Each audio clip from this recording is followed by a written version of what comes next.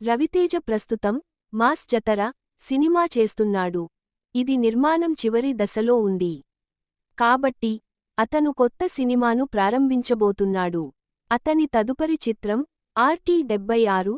Ravi T-76 చిత్రం కిషోర్ తిరుమల దర్శకత్వం వహించనున్నారు.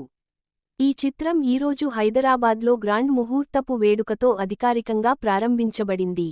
RT-76 చిత్రాన్ని SLV సినిమాస్ బ్యానర్పై విజయవంతమైన నిర్మాత సుధాకర్ చెరుకూరి నిర్మిస్తున్నారు. నాణ్యమైన వినోదాన్ని అందించాలని మేకర్స్ హామీ ఇస్తున్నారు.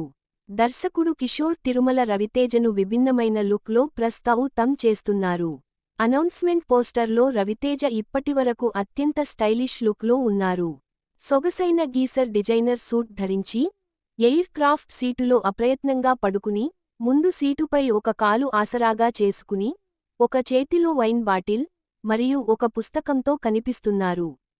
ధమాకా చిత్రానికి చార్ట్ బస్టర్ సౌండ్ ట్రాక్ అందించిన సంగీత దర్శకుడు బీన్స్ సిసిరోలియో, రవితేజతో తిరిగి కలుస్తున్నారు. ప్రసాద్ మురెళ్ల సినిమాటోగ్రఫీని నిర్వహిస్తుండగా, శ్రీకర్ ప్రసాద్ ఈ చిత్రానికి ఎడిట్ చేస్తారు. RT-76 జూన్ 16న హైదరాబాద్లో రెగ్యులర్ షూటింగ్ ప్రారంభమవుతుంది మరియు 2026 సంక్రాంతికి థియేటర్లలో విడుదల కానుంది.